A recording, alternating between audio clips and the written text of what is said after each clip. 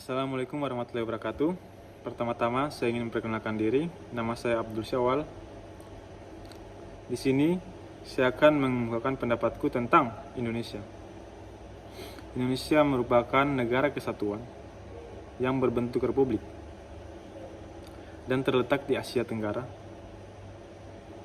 Indonesia merupakan negara kepulauan terbesar di dunia, yang dimana Indonesia memiliki kurang lebih 17.504 pulau.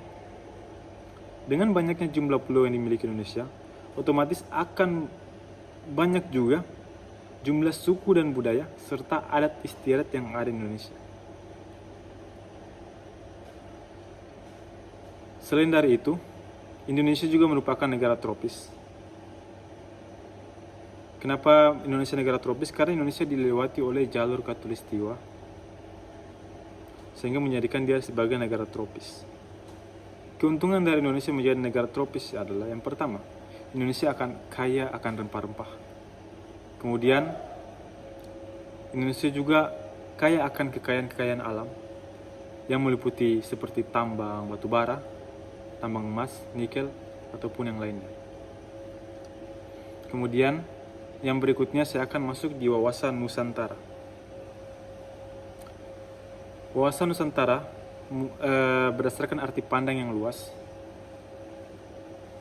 merupakan cara pandang bangsa Indonesia terhadap rakyat, bangsa dan wilayah yang meliputi darat, laut maupun udara.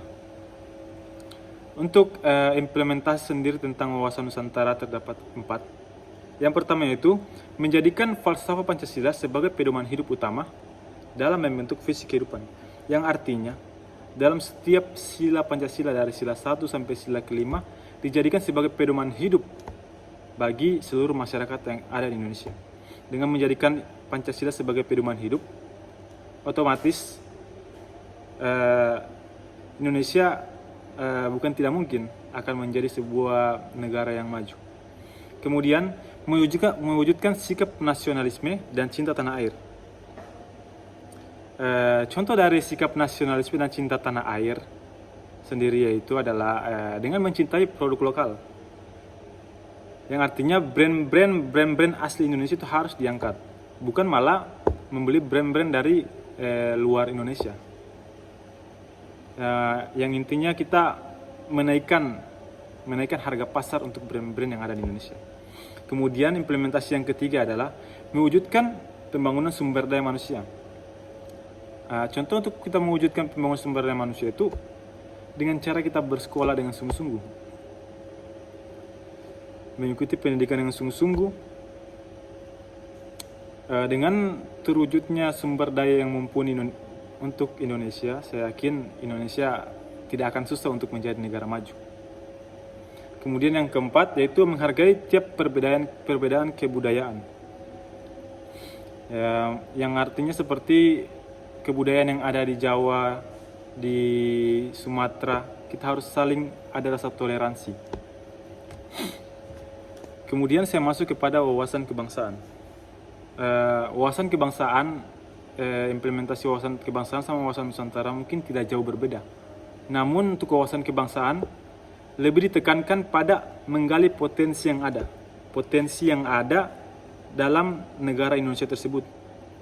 Baik itu potensi adat istiadat maupun keanekaragaman, maupun flora dan fauna, maupun hasil-hasil kekayaan alam digali dan dimanfaatkan. Seperti tari-tarian khas Indonesia, makanan-makanan khas Indonesia, ataupun pakaian-pakaian adat Indonesia bisa untuk lebih dikembangkan lagi, bisa untuk lebih ditingkatkan lagi kualitasnya, sehingga kedepannya dapat untuk diekspor ke negara-negara lain, sehingga dapat menjadikan pemasukan bagi negara Indonesia. Dengan pelestarian brand-brand yang ada di Indonesia tersebut, saya yakin kedepannya bukan tidak mungkin Indonesia akan menjadi negara maju, bahkan negara yang sangat maju. Terima kasih. Cukup sekian penjelasan dari saya. Saya akhiri dengan wabillahi taufiq wal hidayah. Wassalamualaikum warahmatullahi wabarakatuh.